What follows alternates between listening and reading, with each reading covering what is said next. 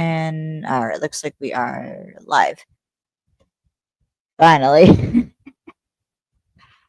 Yeah. Alright, so welcome back to another episode of Films and Fandoms with Kaylee and Lex.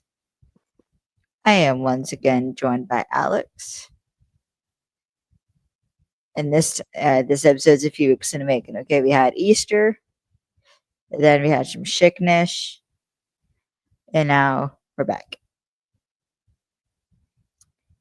And we're going to be talking Leverage Redemption, Season 1, Episode 2, The Panamanian Monkey Job. So,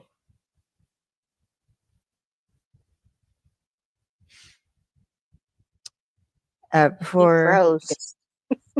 what do you mean froze? On my end, you glitched. Oh, no. So, we're having issues. All right, so before we get started, I want to thank our sponsor, navigo.org. And if you want to support the podcast, you can find us on Ko-Fi at Films and Fandoms. Buy a copy. It goes straight to us. And yeah, help support a couple content creators. So, summary for this episode is the team heads to Panama to finish the job taking down Fletcher Maxwell while taking down a sketchy security company, and are met by Hardison's genius foster sister, Brianna. So, yes, this episode we're going to meet the lovely Brianna Casey, played by the talented Elise Shannon. The director for this episode is once again Dean Devlin, and the writers for this episode are John Rogers, Chris Downey, and Marquis Franklin Williams. Always got to shout out the crew. So, to start off this episode, we get a bit of a hot open, which I do appreciate, as they get into Harry's office to steal back his files. And I love the team making fun of Harry for being an evil lawyer. And Harry's just Favorite like, reference "This-" anyway. yeah.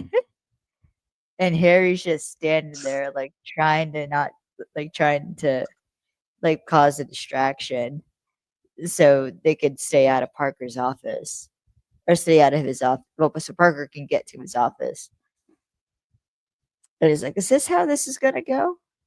And they're all like, "Yup." It's like they're hazing the new guy. And to be fair, Harry did kind of deserve it because uh, after we get another reference to Parker's fear of horses, because yeah, she has a horse painting covering a safe, and she like grabs the painting up, she's like, "Yeah," and sticks it on the like sets it on the desk and cracks the safe. And what's funny is Harry, I not funny, but Harry starts telling his old boss Schaefer about like some of the evil clients they had.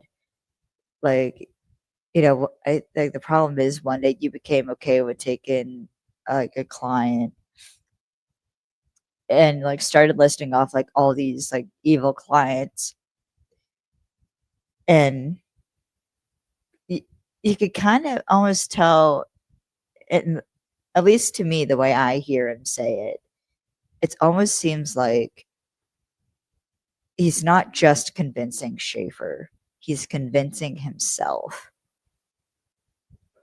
that he's not the one to blame. He was just doing his job. And he did his job the way he was supposed to be doing and the way he was taught to do his job. And then Schaefer, I kind of unknowingly like puts the blame back on Harry. It is like, you know what I remember? They were your clients. And I think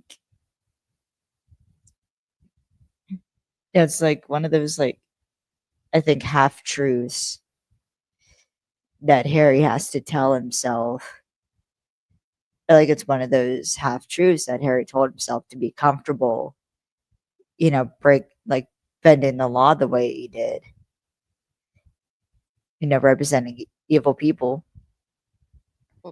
And now he's starting to realize, like, especially I think after his redemption talk with Hardison, this is the moment where he's starting to realize, like, no, like, I was a shitty person and I did shitty things. And maybe it was my fault because I chose to do those shitty things. So at least that's the way I interpreted it. Is that how you interpret it, Lex? Kind of. Like, I mean, he's realizing that I was on the wrong side of morally gray at this point for quite some time, and I was blindsided because I was basically naive, and I was this junior lawyer who had no experience with the bad that they were doing. And then yeah, when he like comes the face to only face thing. with it, he's like, crap, I screwed up. But I will say he wants to fix that. And And not though, really erase what he did, but no, put a bandage over the wound that he caused.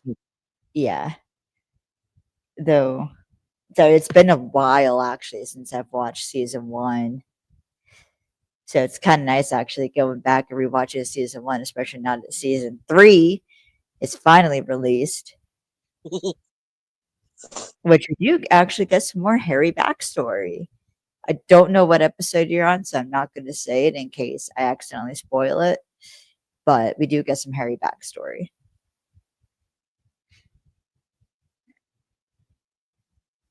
Actually, kind of interesting Harry backstory, I will say. That kind of makes a lot of sense.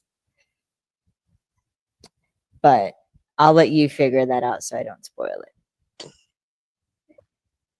Wait, what episode are you on? So I make sure before I start running my mouth. What was the last episode you watched? 3. I'm behind a couple episodes. Okay, you're behind a couple episodes. So I just wanted to make sure before I started running my mouth. And we also get a call back. So then next scene, Harry comes out. We see a couple goons like black SUV rolls up. Couple goons get out and they're like, Mr. Maxwell wants to talk to you. And Harry's like, well, if Mr. Maxwell has my number, he can find me. And then they go to like grab Harry. But then Elliot's right there dressed as a construction worker with a hard helmet and, of course, whoops ass. And we get a callback to, well, man, we'd be the cavalry.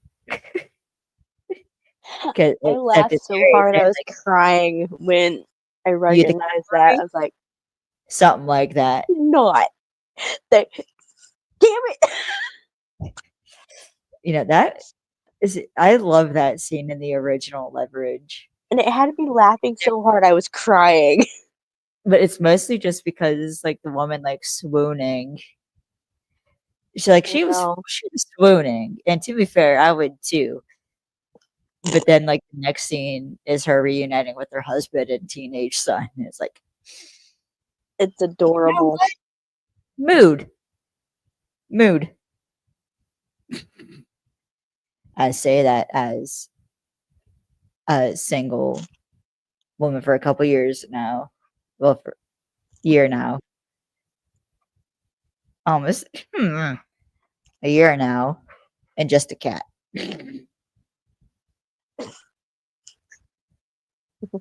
But all right, moving on. So we get kind of a hint of where the new HQ is going to be as they go back to New Orleans, where they've discovered or where they're at like a jazz bar hideout, which apparently used to be owned by one of Harry's clients. But Harry lost his case. So like the jazz bar basically went to foreclosure. So they're using it as a hideout. It's dusty as all hell. And uh, though it's interesting, we get to see kind of a hint of like what Hardison's, or we get more of an idea of what Hardison's been up to, as he's basically like texting on his phone, and Elliot's trying to get his attention about something. He's like, "Hey, like Hardison, like why aren't the cameras up?" And Hardison like finally hears it. It's like, "I'm sorry." Like just looks at him, and Elliot's like, "Everything all right?" And it's like, "Yeah." And then like Elliot almost gives a look, and Hardison's like, "No, like yeah, like I, I think it was like he was doing some humanitarian work. I didn't write it down what exactly it was." And then Elliot's like, the problem is like head chef can't be chopping lettuce, which of course he uses a restaurant metaphor, but it's actually an appropriate uh, metaphor for the situation. Because, obviously a head chef at a restaurant has to be managing like 4 or 5 or more other chefs. He can't be the one on the line doing something as like basic as chopping lettuce for the side salads. Which is kind of now what, ironically, what leverage has turned into for Hardison is it's like the side salad, a really good side salad, but it's still a side salad that he could make in his sleep when his focus should really, or when his focus is constantly being drawn to like his main course that he's putting like his heart into.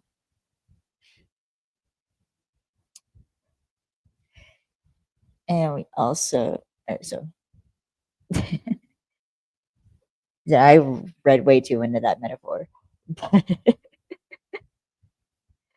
and we find out from Elliot that it's Riz that tried to grab Harry, and so Yeah. it turns out Harry helped Maxwell hide some money in a place not owned by a security guy named Corbett, and of course Elliot knows him.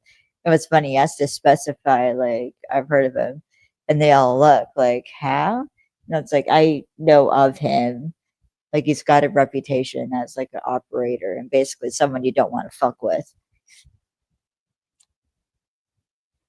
Though I do now. Okay, now this bit is a little bit funny and also not funny because Hardison then goes into like the legality of like how Corbett's basically getting away with marketing a vault to the public that can be used to uh, store illegal shit.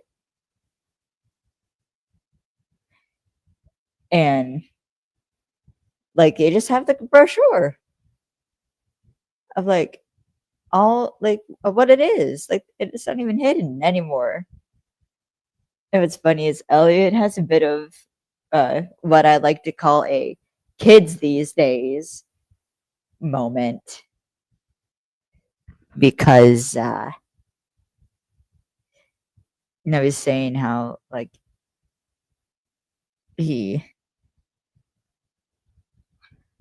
sorry uh he's saying how like he used to like have to beat up some Russian mafia person in order to get the location of something like this, and now it's all like out in the open. So you good, Lex? Hmm? I was just making sure you were good. It was all. Sorry, I'm so tired. I'm not even really paying attention. You're good. No, yeah, I thought it was kind of funny, Elliot's kids these days moment. And our uh, line for or let's go steal line for this episode is let's go steal $20 million, which Parker's little shimmy. I know, and that was hilarious. It was hilarious. And we also get a sus drone. And now we're headed to Panama.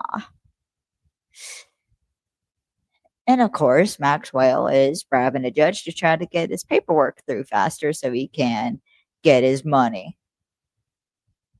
And of course, Sophie and Hardison are teaming up to stop him, involving some gaslighting.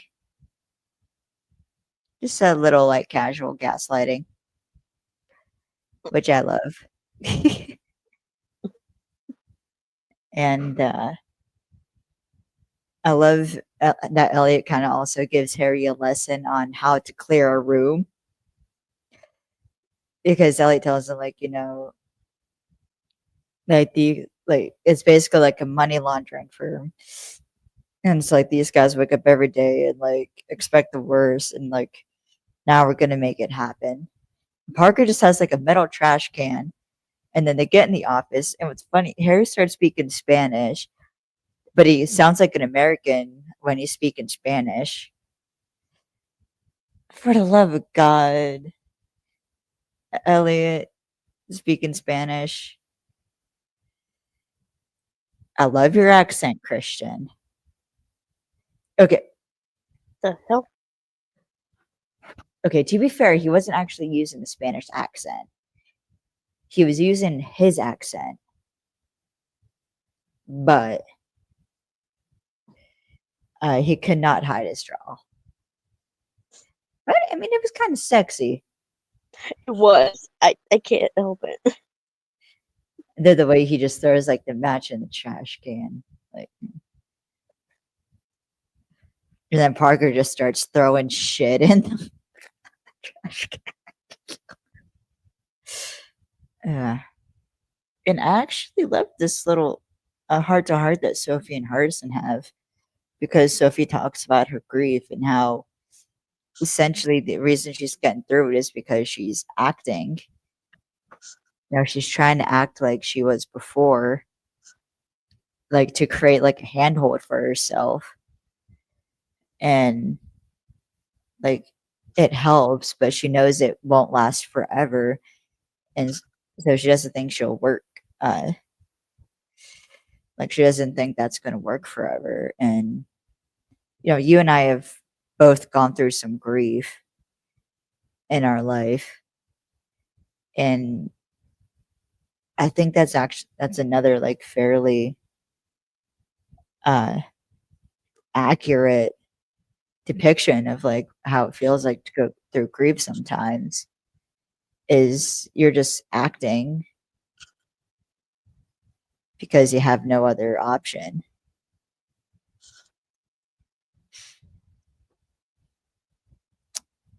So, or at least that's the way I think of it. How grief can be sometimes.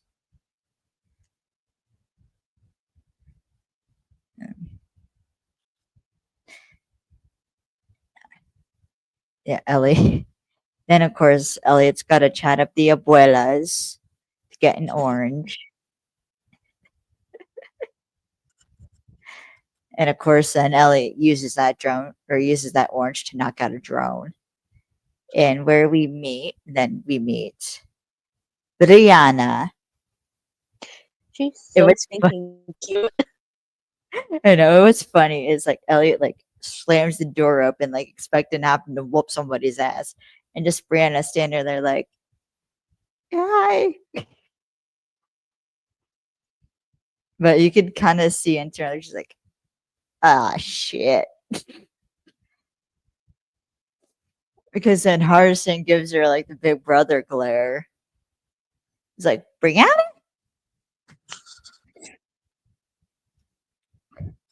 And when they go back inside, because the next scene is literally that Elliot's standing behind Brianna, Hardison with his arms crossed, giving Brianna the big brother stare down as Parker sits on at a table on the desk. Everyone else kind of circled around, and Hardison's just scolding Brianna, and it's like does Nana know you're here? Like, I'll call her. She's like, I think she's napping. Like that was one of the funniest exchanges I think ever by siblings. It. Oh, that was hilarious. And then Harrison like bringing out his phone, like, I got her on speed dial, like I'll call her. I was like, no, no, you shouldn't do that. I was like, does she know you're here? Like, does Nana know you're here? She's like, yeah, man, she knows I'm here. She's like, if I call her, I think she's napping. Yeah, if I call her, she's on speed dial. She's like, I think she's napping. And then they start like, oh, do she know you? Everyone's like, no, she doesn't know I'm here. And then goes to completely roast Hardison.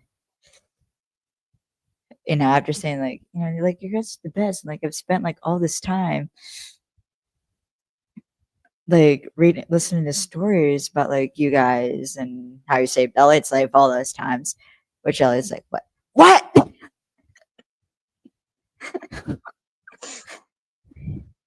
Then she's like you're what? She was like, you're one of the best hackers out there. And I was like, damn straight. Everyone's like, but hacking's kind of old school anyways, and like any like script kiddie can do that. And you can see Elliot's face behind her. He's like, Oh, look up. like he's trying fun fact about that little because yeah, go ahead. Christian confirmed it. He was supposed to have a straight face, but it was too funny with Elise's delivery of said line and Aldous' reaction. It was like 100% genuine. He didn't know she was going to say that the way that she did. That's his legit reaction. He smiled. And honestly, that's why they had to blur him out. And honestly, I don't think it would have made sense for Elliot to just be like straight faced during that whole thing. Like it was too funny not for him not to crack a smile. Like I think it actually did make sense for Elliot's character at that point because he loves a good roast, especially when it comes to Hardison. Like he loves Hardison and would probably literally lay down his life for Hardison and like kill somebody for Hardison. Probably did, but that's beside the point. But that doesn't mean Elliot won't relish every single opportunity he can to watch Hardison get the ever-loving shit roasted out of him, especially by his baby sister. Which I think, honestly, is like the epitome of a strong friendship or brotherhood. That's hilarious. Like, you enjoy watching, like, you enjoy roasting your friend and teasing the shit out of him.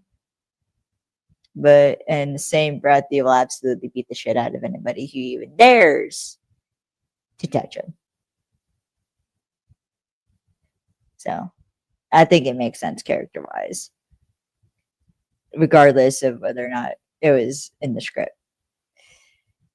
And then, so this scene here, I think it's really important. So Parker was funniest. Parker then comes over and then she grabs Hardison by the ear and starts pulling him into another office so they could talk privately. But then when they get to the office, Parker is immediately pushing Hardison against the wall and almost like pinning him there, like she has her arm, like her hands on his chest.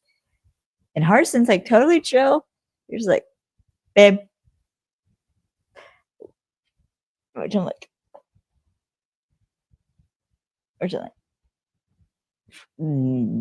which you know what I have to say to that, right? Yeah, well, nasty.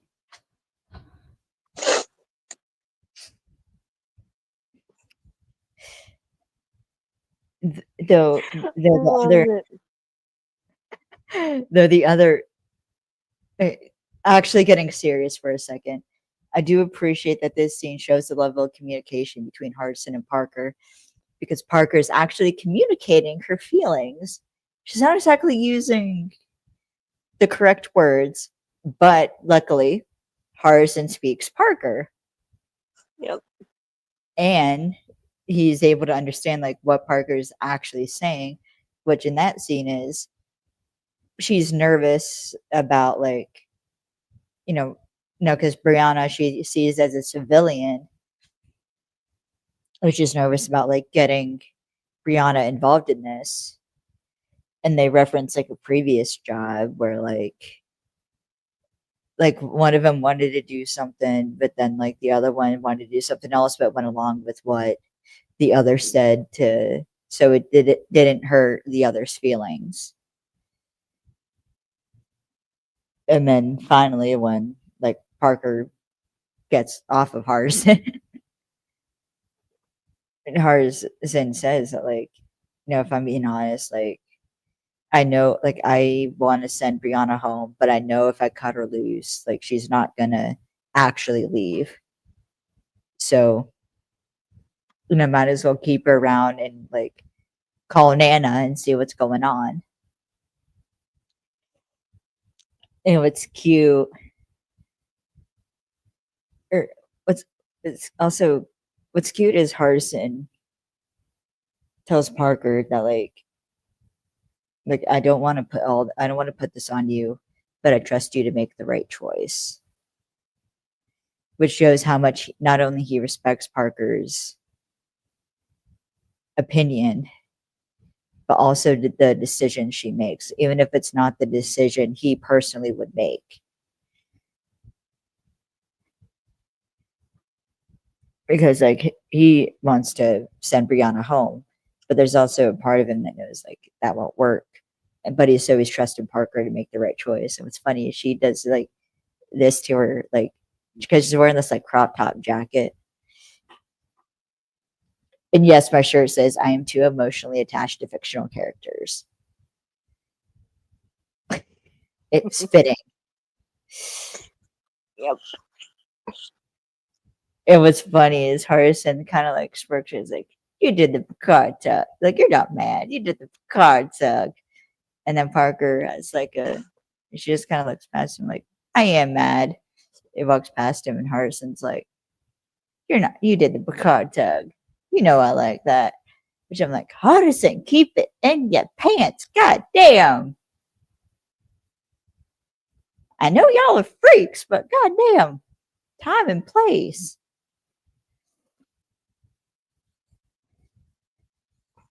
And then, of course, we get Parker telling Brianna one job. Any guesses for how that goes?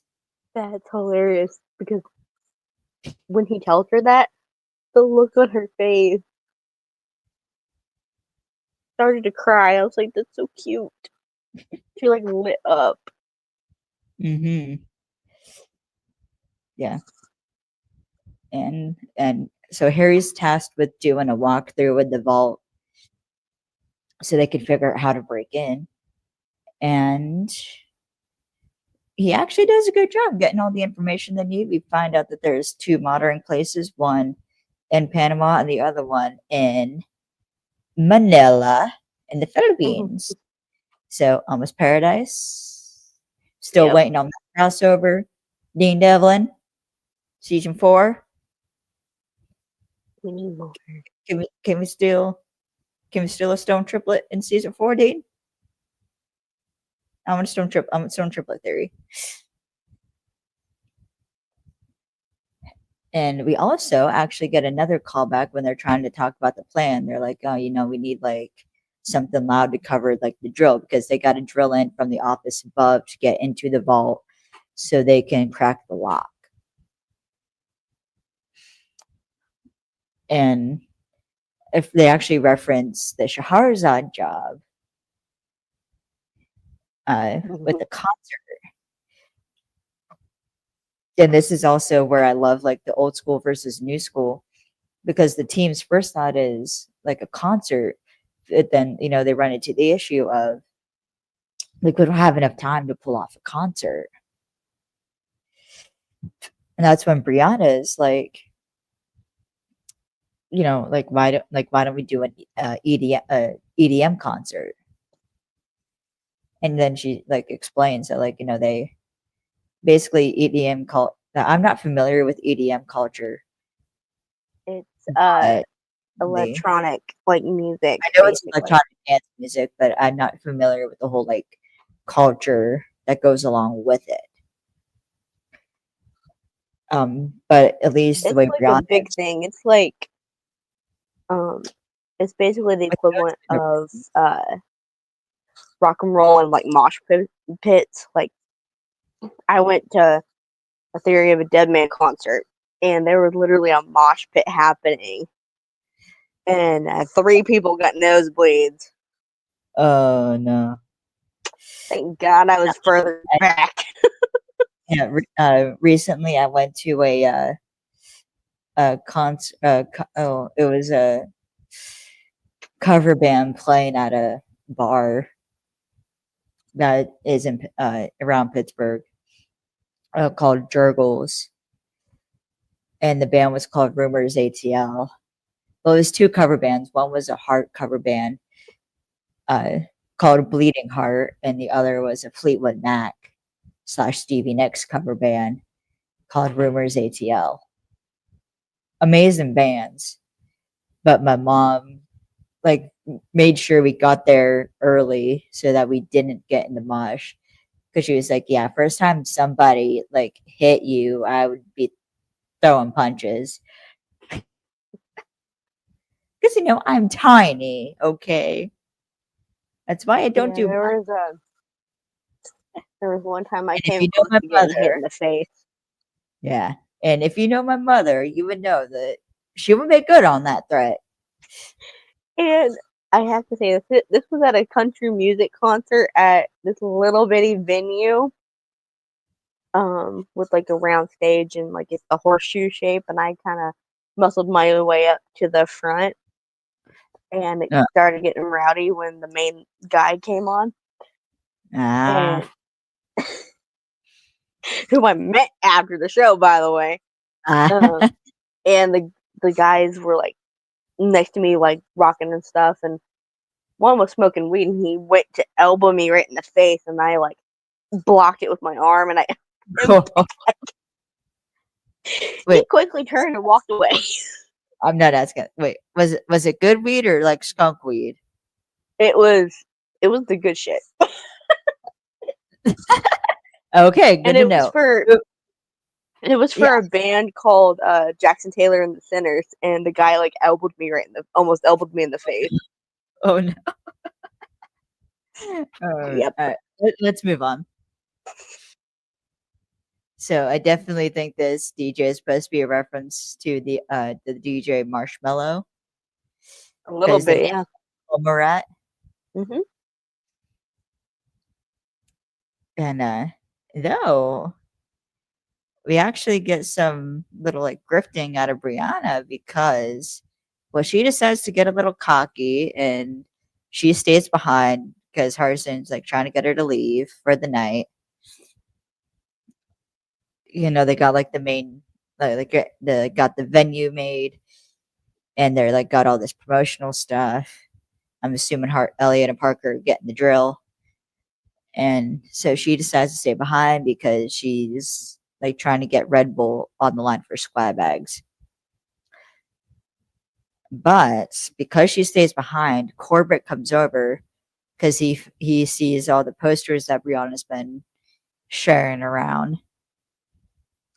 And Corbett comes over, wanting to know like what her angle is.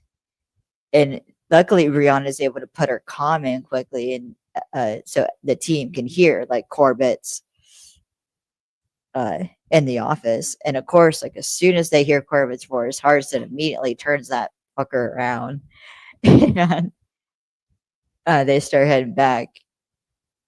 And I'm like that, it just makes sense. Harrison's, first things like Sophie talk her through it.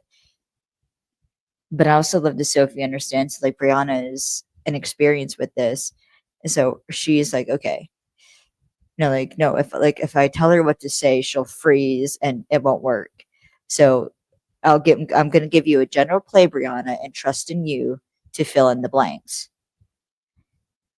And she basically explains that like people like Corbett, they only see the world where everyone's got an angle, and that everyone's in it for themselves. There's no way someone can actually like do it for a noble purpose.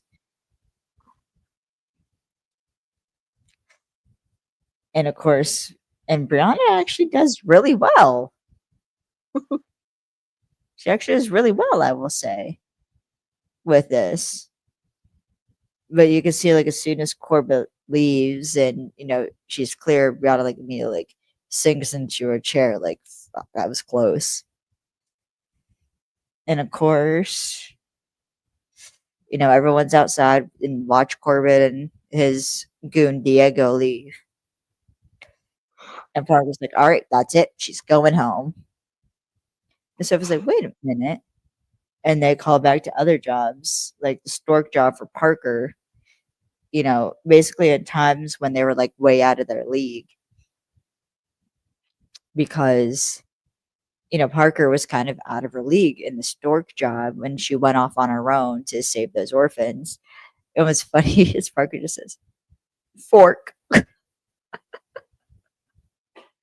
Because we all know what happened the last time. Stabbed the dude with the fork. It was funny as, and then Hardison, she was called back. It's like, and don't get me started on the Iceman and get kidnapped by Russians. And Hardison slips into that British accent. It's like, bit harsh, isn't it, Mum? Which, of course, is like, he called her Mum. Like, there are her babies. I know. They're her adopted children. They're babies. And then, and so it's like, they have to, like, let Brianna basically grow. Like, it may be, so, like, Sophie's still under the impression it's going to be her last job. She's like, this may be it for me, but, like, Brianna's got potential. Essentially, is what Sophie's saying.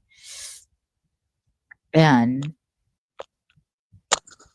we get some classic Elliot and Hardison bickering about the fingers because Hardison wants to use the drill, but Elliot's like, no, like, this pup could rip her fingers off. And then Hardison leaves, and Elliot's like, wait, why aren't you going to help with the drill? Hardison's like, man, I got to keep these safe. Like, these are precious instruments. But, Elliot was just saying that so he can have the drill to himself. And Hardison, of course, is making some gold bars. And one gold bar has plastic explosives in it. It's funny as Harry picks it up and is like, why does this smell lighter? And Hardison's like, oh, that one's made out of plastic. They're like, oh. I was like, nah, man, it's cool. Like, these two need to touch. So basically, like, it's fine. Just don't, like, put the two together and you're fine. But Harry's got to be the one in the car with the plastic explosives that could detonate with the wrong phone number, because it's a cell phone detonator that they're using. Yep. Good hard. I love Hardison. It's like, yeah, well, then you for like a tenth of a second. Then you ain't got no more problems ever again. Slaps Harry in the shoulder. And in this next scene, I think is actually, like, really important for both Elliot and Hardison's development, because they're in, like, coveralls getting ready to drill. But of course, Hardison on the phone having to deal with another issue. And Elliot, like, realizes, like, they have, like, a bit of a heart to heart where essentially Elliot tells Hardison, like, it's okay to grow, like in this line of work, you're the best.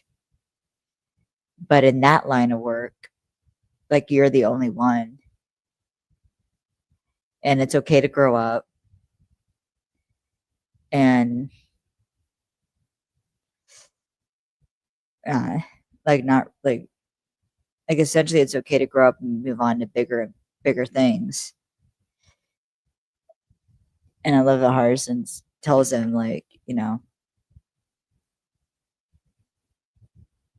like, yeah, because you, like, because like, you never grew up. And I was like, yeah, I've achieved perfection pretty early, huh? It's funny as Elliot, like, pulls the drill bit a bit, and Harrison goes to touch it, and then he just like hits his hand away. Like, nah. And of course, we get the classic evil speech of evil when Harry's with Corbett and Diego in the car on their way to take the gold bars into the vault. Though this evil speech of evil is actually pretty interesting because the way Corbett's basically justifying this to himself is basically like, if like some dictator or whoever wants to like live out their days in the south of France, like I'm actually like doing them a favor by giving them someplace safe to put their stuff. Which like, no, you're just enabling. And like we've had it shown again that like the enabler is just as bad as the person being enabled. So I like how they specify that a bit towards the end, but now we got the con on. So Sophie's like this manager, and she's trying to get like the decibels at a certain level, which will fool the sensors, and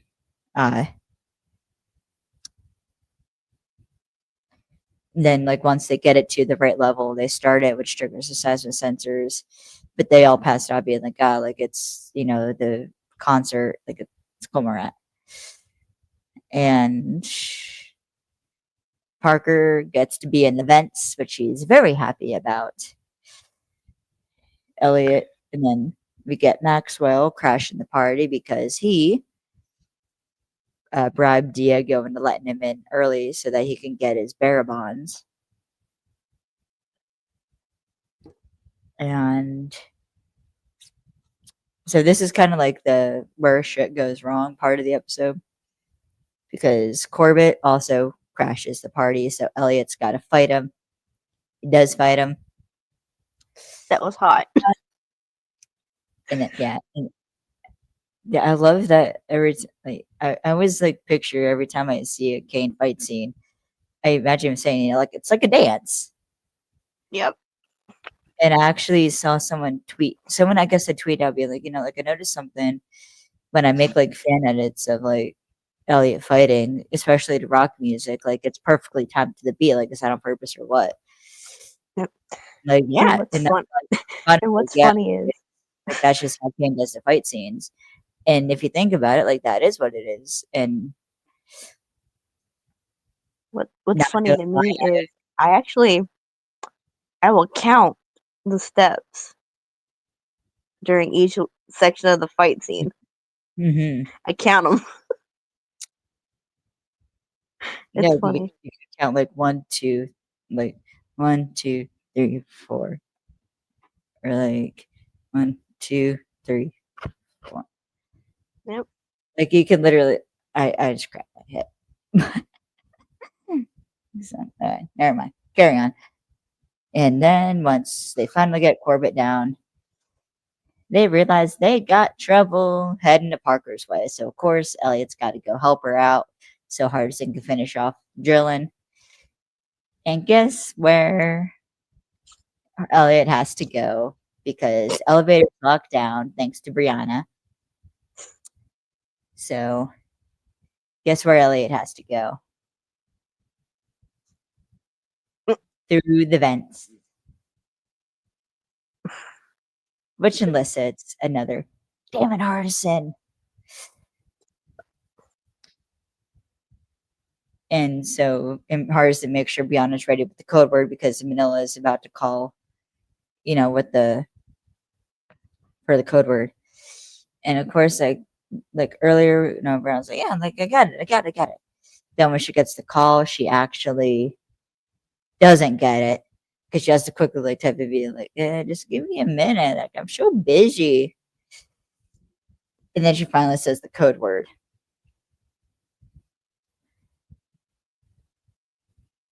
And of course, Elliot in the vault looks like a damn giraffe. like looks like a newborn baby giraffe that's just like all legs, or like a baby horse. That like doesn't know how to use it. Which is funny because if you see Alex Walker going through events, he's like cool, like military, army, crawling. And then there's just Elliot, like just And then slamming his sometimes, clean these and then things. sometimes it's switched. Yeah. And of course, Parker can smell lasers in the vault, but they're invisible lasers. So Hardison's got to walk her through it. And of course, Sarn's like, no, I know what this is. And what's funny is Parker grabs his little like camera where it's like, you are gonna walk me through it. It's and it's like, Elliot's been practicing his best goes and he's forgotten. He's like, Elliot's like, you're seriously comparing me to Elliot right now? And Elliot's, trying to fight off 3 goons to keep him from going after Parker. I was like, why am I getting dragged into this? And then, of course, gets punched for his troubles because he's distracted. But no, Partisan walks her through it. And there's one part I gotta mention when, like, Hardison tells Parker, like, remember, all right, you gotta, remember that split, on vacation? That split you did, and Parker gets a smirk on her face. She's like, yeah, the one. And then Parker, does a split. And my only thought is, again, say it with me, Lex. Nope. Yeah. I'm not saying that. Nope. Y'all nasty. Oh, and Hardison and Parker are freaky.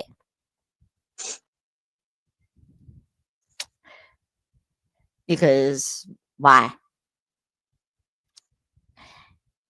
Actually, no, I don't know. I don't want to know why. Never mind. Moving on. Me either.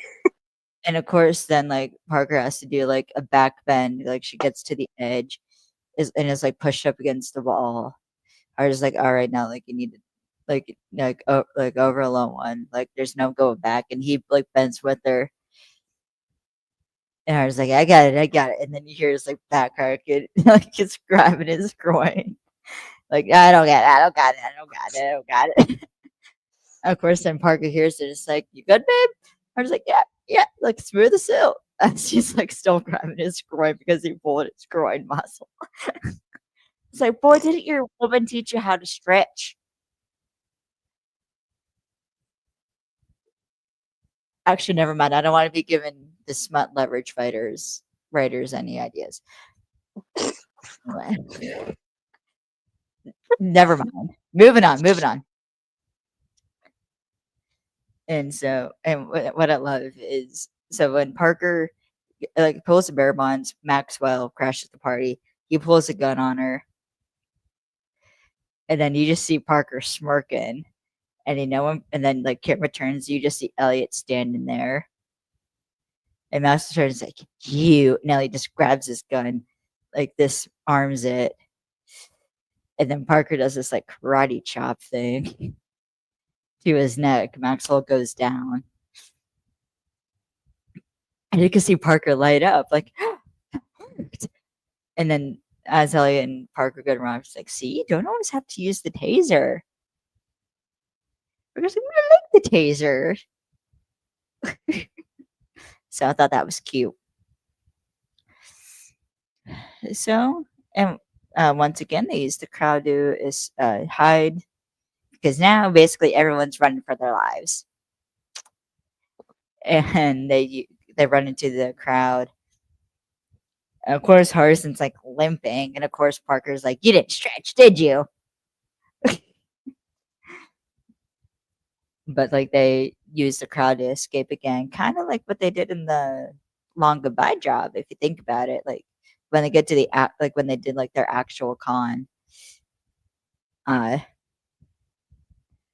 they used the the extras that were on the stage to blend in. And I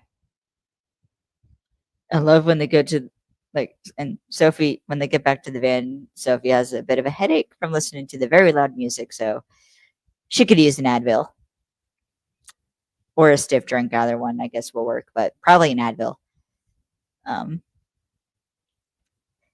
and of course, Harry's like, well, if we didn't use, like, if we, like, what was the point of the gold in the vault if we weren't going to use it? And of course, they're like,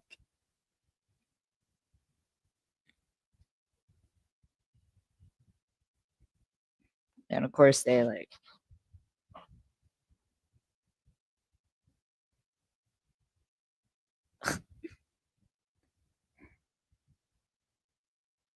sorry, where am I at? Oh, yeah, there. They're like, Harry's about to find out. And so Harry makes a phone call to Maxwell, tells him, maybe you should call RIZ, because now that your money's gone, you're still paying the bills, right? And it turns out they programmed the. Oh, no. Hold on. Oh, hold on. Hold on, Alex had some tech issues. Hold on. I think her Wi-Fi is goofy. There we go. Sorry. Hey. I got a notification from another app, and I went to go look at it, and Okay. Oh. it kicked me out. Yeah. Well. All right. Back to what I was saying. So basically, I don't know how much you heard of that, but basically, so the bomb in the vault wasn't, it turns out, to pull the sensors. It was basically to destroy everything in the vault. And they had Maxwell essentially set it off by Harry calling Maxwell, saying like, "Oh, you should probably call RIZ." And they programmed the number in the phone to be the number Maxwell would call for RIZ. And of course, Corbett gets like, like, what? Like, it's basically like, what the fuck did you do? And I was like, I did nothing. It's like, like an incoming call just detonated a bomb in the vault. Like, very powerful people had some really important shit in there. And then Maxwell's like, oh, fuck.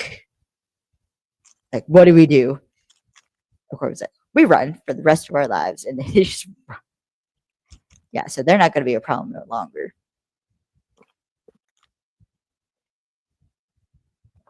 Yeah. And my note for that was, needless to say, they are fucked.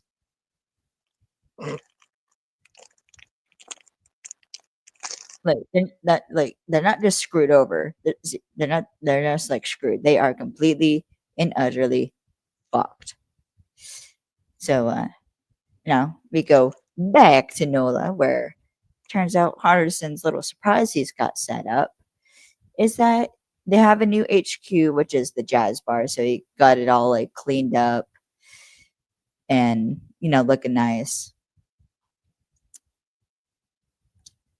And he installed some nice screens. He's got like nice chairs.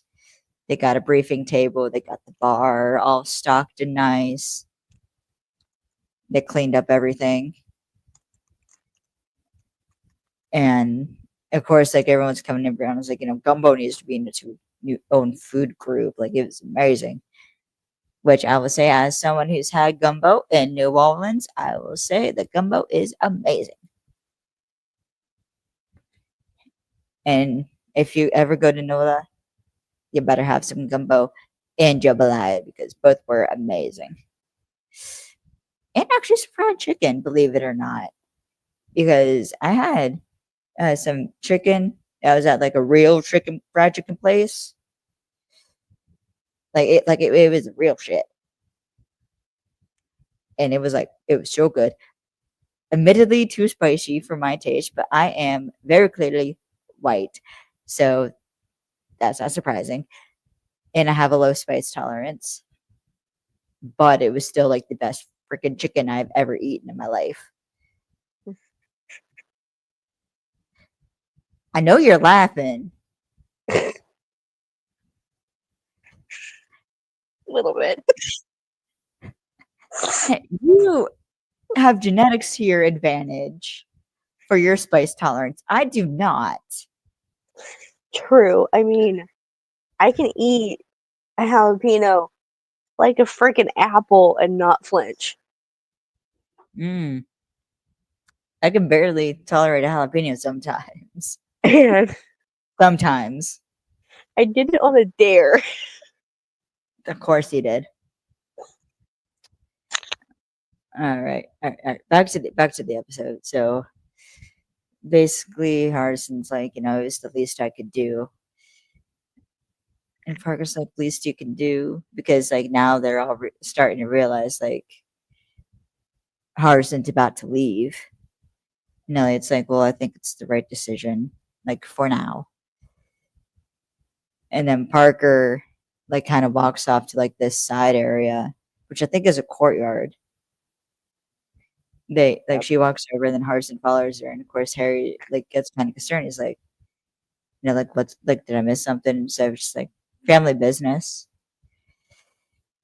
And we actually get a sad Parker moment, because she's like, like I don't like, she doesn't want him to leave, but there's also a part of her that knows that like she has to let him leave, because this is what Hardison needs. And I think this is actually one of the biggest, up to this point, I should say, is one of Parker's biggest moments, because she's someone who does not like change at all. And she doesn't like changes. She doesn't do well with, adjusting. And this is her like letting herself be okay with letting Hardison leave. And that's a big thing for Parker. Accepting that like Hardison has to leave, but like it doesn't mean the end of them. Because I think like early leverage Parker would have, that's how she would have taken Hardison leaving. Was she would take it as like the end of their relationship. But no, it's in this moment Hardison like, he assures her like, no, like this isn't the end of us, like that this is something I have to do, but I'm not going to do it unless you give me your blessing to do it. Which Parker does. She's like, I want you to do this, and I will be okay, but take Brianna with you. And then that's when Hardison reveals that like why why Brianna was in Panama, and because he finally got a hold of Nana, because the FBI came knocking on her door looking for Brianna. And apparently she's into like credit card hacks and DOD incursions. Then what's funny is Parker kind of gets a smile on her face, and it's like all the same things you were into at that age. Then Harson's like, yeah. And you know where I was headed, like until I met you. And like they hug, but again, Parker's like take her with you. Harson's like her, and then Harson tells her like, like she looks up to you, like she idolizes you. And then they start walking back as Parker's like, but I'm not a parent. And I love that Hardison words it as like, yeah, there are about a dozen teams that would disagree. They kind of smile about it, because those teams are her babies. And while I don't necessarily think like at this point Parker really views, I mean, I think she might view, I don't think she really views Brianna as like her child. Oh, But granted, I think she views Brianna as someone she can mentor. yeah, That's kind of like their relationship. Because also And keep in especially mind, in like the later episodes, we see that a little bit more. It's more of a mentor-mentee relationship. yeah, actually, the next episode we get into that a bit more with the mentee mentor relationship between Parker and Brianna. But I I think at love this that point, relationship. It's so cute. I know, but see, this is so what I kind of find interesting is like Parker, I think eventually sort of becomes like, like I don't know if I would call it parent, but then again, Parker doesn't exactly have the most black and white idea of like what a parent child relationship would look like because she never had that. Yeah. Well, I think she's kind of more I'm, of I'm thinking of something that happened or a line that comes up in actually the last episode that was released called The Grand Complication Job. And I don't want to say it because I know you haven't I watched it haven't yet. watched it yet. But I mean, in a way, it's kind of like All right, keep talking. Parker is to me like the way that I see her and Brianna like interacting with each other. It's more of like the niece and the crazy aunt, sort of. I can see that. And then with her and Elliot, it becomes more of like a big brother, little sister type of thing, and it's so freaking cute, Yeah. and I love it. Yeah, and I'm gonna say, okay, I'm gonna try and word this in a way that won't spoil it. But Sophie actually has a line, or no?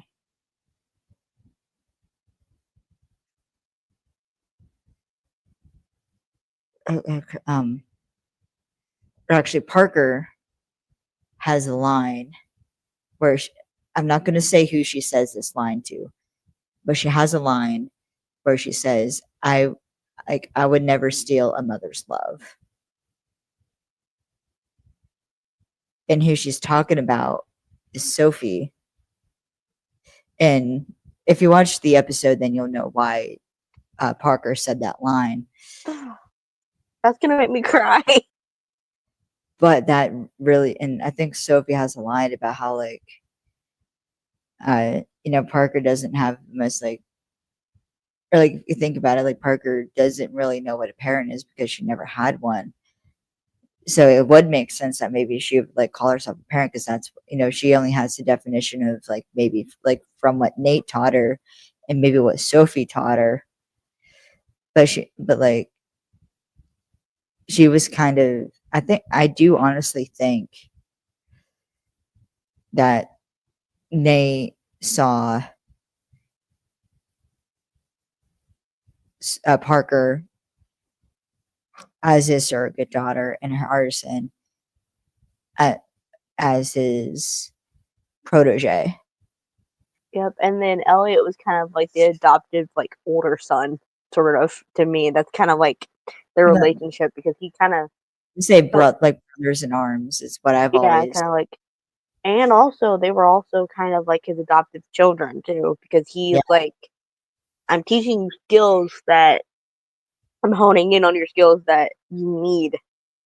yeah, like he taught Elliot, you know, about control, and he gave Elliot somebody like he gave Elliot a family.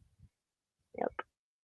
He taught Hardison to be a better man than he was, and taught all the lessons that he probably would have taught Sam had Sam survived. And he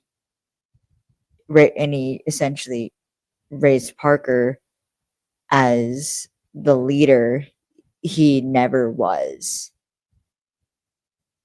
Like he trained everyone to be better than he was, not only as a person, but as a leader and as a thief.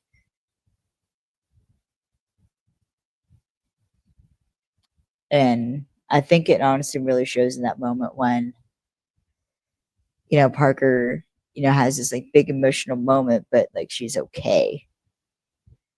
Like she's like, okay, I'm gonna allow myself to feel these feelings.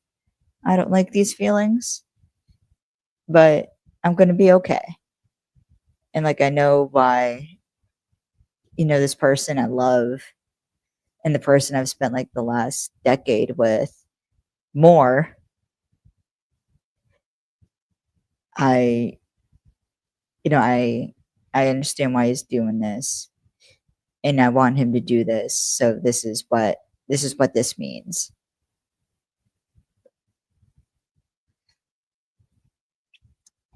And I just love that. And and this is why I'm still single because Hardison just goes. I love how they all try to convince Sophie to stay. And uh, Sophie does end up agreeing to stay for a bit. She doesn't know if she's going to stay really full time, but she knows she's going to stay for a bit.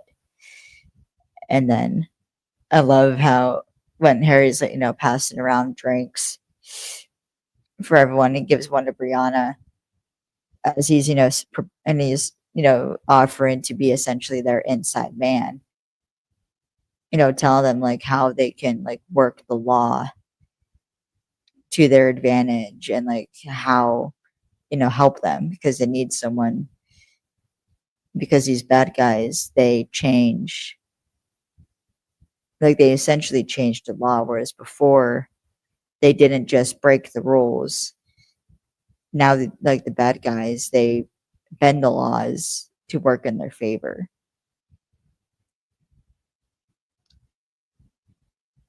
And I like Elliot stealing Brianna's drink from her, which makes me think she wasn't exactly 21. But I think like I want to say I would say Brianna is maybe 20 at this point because she says she was old now. Well, so they're saying she's either 20, 21. I think she is 21. But I have a feeling that Elliot just like still like either forgot that she was 21 or there was an incident where maybe Brianna turned into Hardison, the lightweight, and he doesn't want to be dealing with like two lightweights. I don't know. I prefer to think it's just because Elliot is like, no, you're a child. You don't get the big kid drinks. But yet Brianna is legally old enough to drink. Which like Elliot didn't sneak a couple of sips of beer at like the high school tailgate. Hypocrite. Yeah, but now officially the team's back for business. And yeah, so basically that's the end of the episode. It's just them all uh just kind of Harry's talking about like what he should get, like some disguises. And what's funny is Sophie says, baby steps are Mr. Wilson. I love that banter. It's like, oh, Mr. Wilson, like he's their pet. It's adorable. Yeah, like yeah. All right, so that's actually the end of the episode. My note is I actually really appreciate that this was a two-part premiere Yeah. coming back, and I think it did a really good job of showing how much everyone's grown over the years. You have like Elliot's. He's not as angry. Like you can see, he's not as angry I mean, he has his moments. Like, he's not as angry as the world, as angry at the world as he used to be. He's got, like, he knows how everyone thinks. He knows everyone's strengths and weaknesses. And he's, I think, starting to fight a little bit smarter too. And I kind Kind of, for me, this episode was kind of reminiscent of the first and second David job, how they split it up. Yeah, it's like a I two. love that. Yeah, it's a two-part premiere, which I appreciate. Oh, Which that made me like happy, but also very emotional. yeah.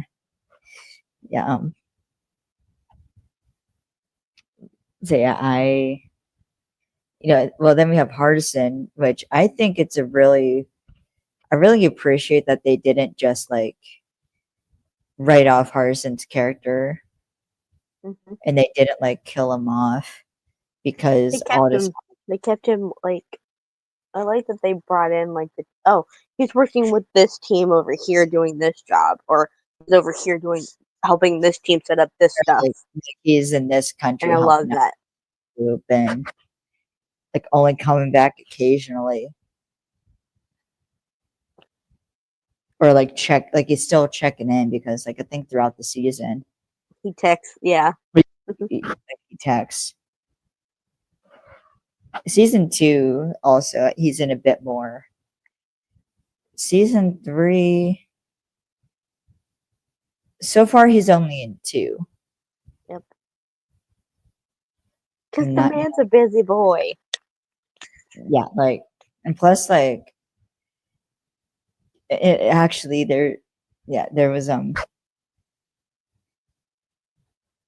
or I'm gonna end up talking about Leverage Redemption season 3 if I keep doing that.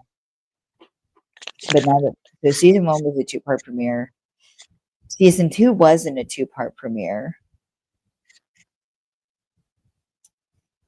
and neither was season 3. It wasn't a 2-part premiere, and so I think season 1 of Redemption is the only season that does that for premieres. I loved it. Yeah, because Leverage season 1 was a 2-part finale. Leverage season 2 was a 2-part finale. Season 3 was a 2-part finale. Season 4 was a 2-part finale. Season 5 was the only one that was not a 2-part finale. Because season 1 of Redemption is a 2-part finale. And Leverage Redemption season 2 is a 2-part finale. Yep. So it's kind of like the reverse, where like this is the only episode so far the only season that has a 2-part premiere, while Leverage Redemption season 5 is the only one so far to have a 2-part season, not have a 2-part season finale. I don't know about Leverage Redemption season 3 yet, as the season's not over yet. And it's killing me that I can't really talk about it because it's really good. But I will say I appreciate the season. And I appreciate how they brought everyone back. And, you have Parker, who's understanding, her emotions more and communicating better. And, still she has lost her keeness. I love this, but it's like, and the fact that as someone who's autistic, seeing Parker grow from where we left off to where we pick up, that makes my heart happy. Yeah. Because Parker went from this feral child who didn't really know love. or And understand like human connection and human emotion a little yeah, bit. It was you hard for her to haven't, understand what was going on a little bit. Like with you certain emotions and stuff, it was hard for her to know, read people. But now she's picked up things a little bit along the way from different people, yeah, like she's and I now love leading it. 12 international teams.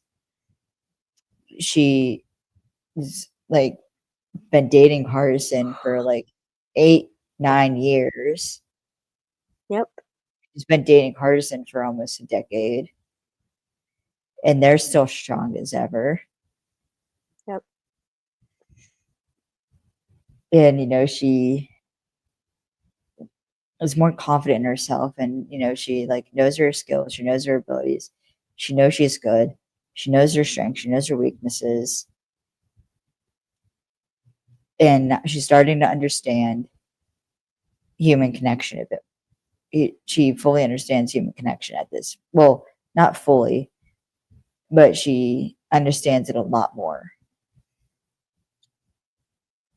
And even with like Elliot, he went from like just from being angry and being a lone wolf to now like working with Hardison and Parker for like you know like 12 years, and is still like their person. Is now like he's just as ingrained into their relationship as like Hardison and like he's like ingrained into their relationship, which I think is honestly why, especially like myself, that's why I ship the OT3, because it's like, yes, Hardison and Parker, couple goals, love that relationship. And I mean, it still works without Elliot, but Elliot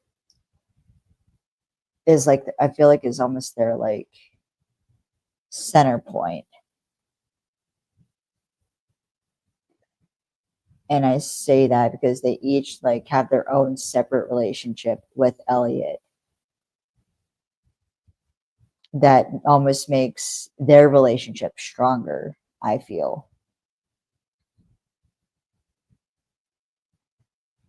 Because like Hardison, can feed off of Elliot and get advice from Elliot, and in order to improve his relationship with Parker, and Elliot can also Parker can go to Elliot for advice and learn things that she can use to improve her relationship with Hardison.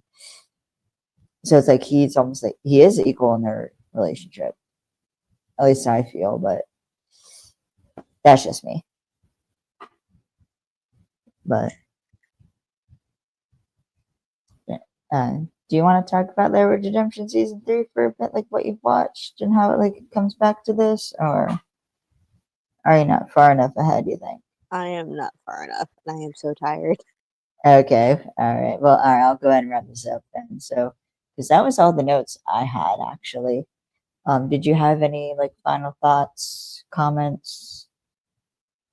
Just that I love the show very much, and I like how it throughout each season they grow a little bit more, even with Redemption. They keep Yeah. growing and learning new things. Uh-huh. I love it. Yeah, because especially like now that season 3 is out, like I'm really gonna like going back now and be like, okay, like this is like where we started off with Redemption, where like Parker, like she's still a bit unsure, like she's still confident, but she's like, this is like still new territory for her that she's entering. She's like in season 3, she's fully into, you know, like she understands this new territory of being a mentor and also like being a leader. Like she fully understands, like she fully is into it now. Especially if you last watched the latest episode, because Parker like she takes control of the whole con, has a plan, executes that plan to perfection, and like, but like that's and like she's more confident, and yeah, I just that. And even Elliot's, like in the season 3 premiere, Elliot actually admits that he's hurt and that he's going to be weakened because he's hurt. Whereas I don't think season 1 Redemption Elliot would want to admit that out loud. And then you have Hardison. You watched the season 3 premiere, right? Mm-hmm. Okay. So like season 1 Hardison's like you kind of get the impression he's been doing this humanitarian work for a while, but this is like it's like almost like just starting to get like serious, where it's like something he wants to do like full time, but he doesn't want to like give up leverage, and that's almost like the choice he has to make in these 2 episodes. The season redemption or leverage season 1 redemption. Wait, Leverage Redemption season 1 premiere, he has to like he kind of grapples with that choice, and now like this is him like realizing like this is the choice he has to make. And then in season 3 redemption premiere, he realizes that like he doesn't want to necessarily give up conning because he likes it, but he doesn't want to keep being in the field. He wants to actually make a difference, and maybe not necessarily retire, because I don't think any one of them, maybe besides Elliot, but that's only because of the nature of what he does. I just don't think any one of them could fully ever retire because they would get bored. But I appreciate the way Hardison's looking at it, where he's like, okay, but maybe we can do maybe I can do something so that instead of just like we stop the bad things from ever happening, which we'll actually kind of see in season 1 is what Brianna goes through. Is she's starting to wonder, like, why are we even doing this? And she learns that lesson really quick, why they do it. But in a way, Hardison's kind of going through that same arc right now in season 3 because, he doesn't want to keep being in the field all the time. He wants to actually prevent the bad things from happening. Because, he's getting tired of watching people he cares about taking punches meant for him.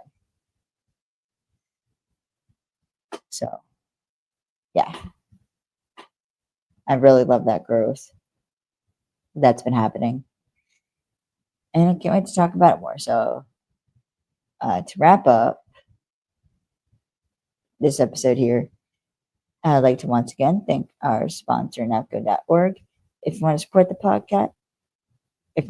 podcast, you can find us on Ko-Fi at Films and Fandoms, where you can buy a coffee. This is our Discord invite code if you want to join our Discord. This is our Instagram, FN Fandoms with Kaylee and Lex. Our Twitter, FN Fandoms. I'm probably actually going to end up deleting the Twitch, but that's our Twitch. This is our Facebook, Films and Fandoms. This is my personal website, KayleeCentralActing.com. This is my personal Twitter, MissMovieFan_67. My TikTok, MovieFan_67. Alex's Instagram, Alex_the_Alleycat. Twitter, Alex the Alleycat. Same thing on TikTok. And you can go see our friends at Mom Media Works to see what they're doing. And so the next episode of Leverage Redemption that we'll be talking about is season 1, episode 3, the Rolling on the River job. And yes, I will probably be singing Proud Mary by Tina Turner. I mean, it's right there, Lex. Yep. Right there. And the next podcast episode is to be determined. I hope you guys enjoyed this episode. See y'all next time. Bye-bye. Well, there we go.